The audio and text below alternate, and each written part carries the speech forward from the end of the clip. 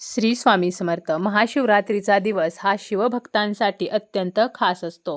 माघ महिन्यातील कृष्ण पक्ष चतुर्दशीला महाशिवरात्री येत असते आणि या दिवशी माता पार्वती व शिव यांचा विवाह झाला होता.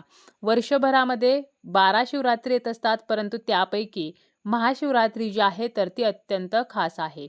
जे लोक महाशिवरात्रीचा उपवास करतात, व्रत करतात, त्यांच्या मनोकामना महादेव 100% पूर्ण करतात. समुद्र मंथनातून निघालेले हलाहल याच दिवशी शंकरांनी प्राशन केले होते आणि जगाला विनाशापासून वाचवले होते. तसेच महाशिवरात्रीच्या दिवशी सर्व शिवमंदिरामध्ये भोलेनाथांचा रुद्राभिषेक चालतो. भगवान शिवांना प्रत्येकजण या दिवशी आपल्या इच्छा पूर्ण होण्यासाठी प्रार्थना करत असतात. याच दिवशी शिव आणि शक्तीचे मिलन झाले होते.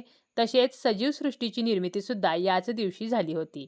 महाशिवरात्रीच्या दिवशी केलेल्या पूजेचे फळ हे इतर दिवशी केलेल्या पूजेच्या 100 पट अधिक मिळत असते.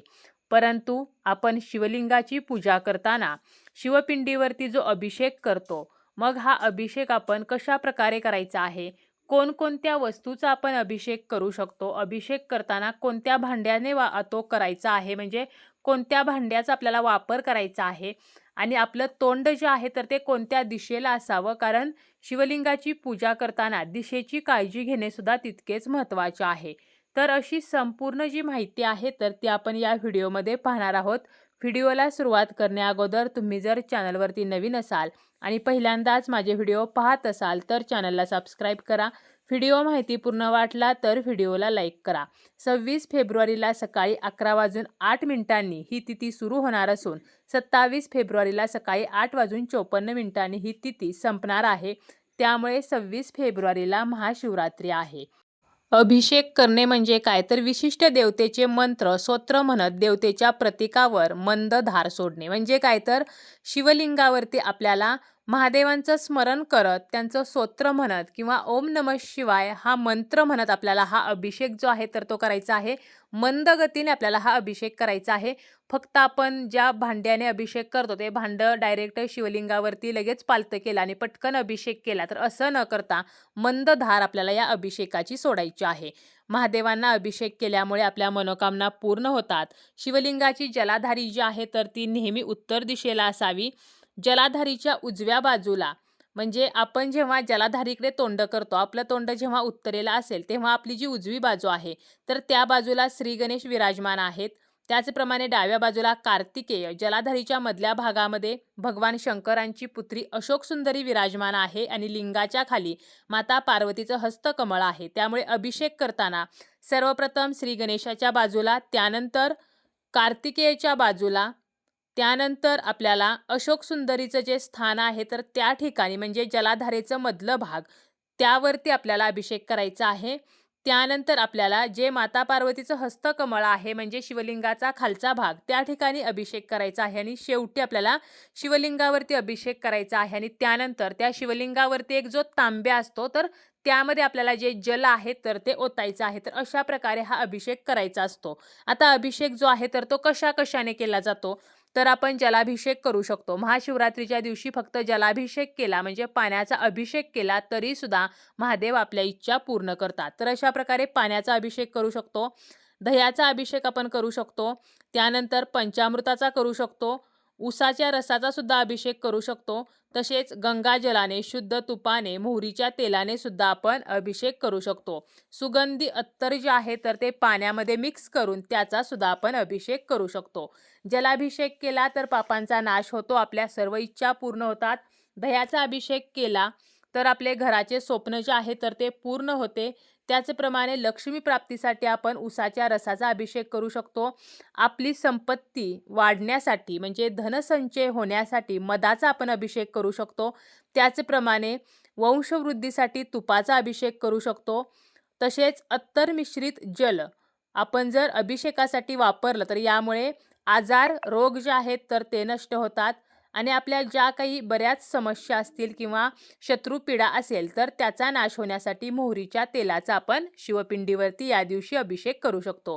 आता अभिषेक जो आहे तर तो कोणत्या भांड्याने करावा, तर आपण तांब्याने करू शकतो, ग्लासने करू शकतो, पेल्याने करू शकतो, छोट्या कोणत्याही भांड्याने करू शकतो.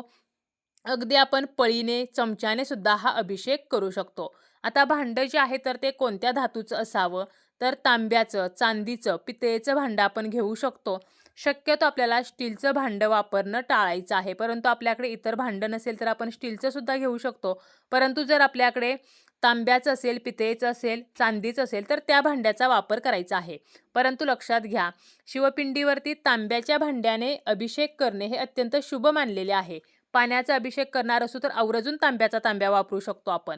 परंतु जेव्हा आपण दूध, दही किंवा पंचामृताचा अभिषेक करतो यावेळेला तांब्याचं भांडं चुकूनही वापरू नये.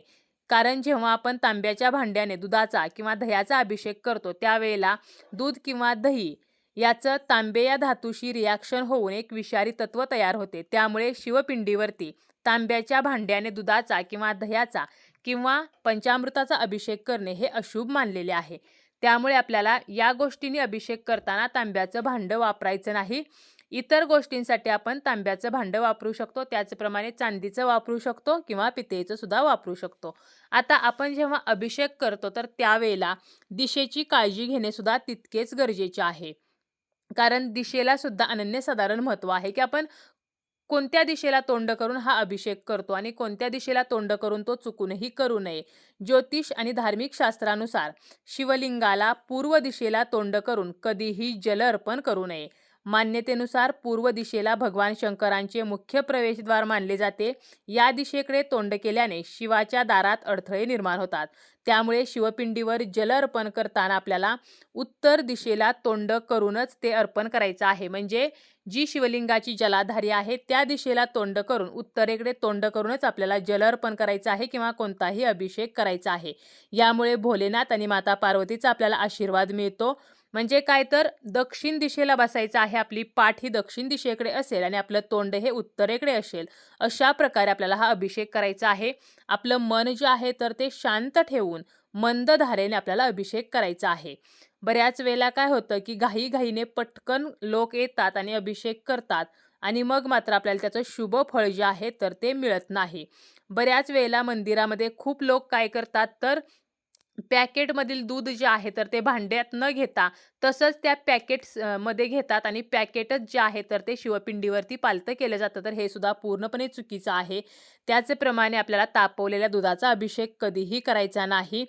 जलाभिषेक आपण जेव्हा करतो तर त्यावेळेला तो उभं राहून करावा का की बसून करावा असा सुद्धा प्रश्न आपल्याला पडतो.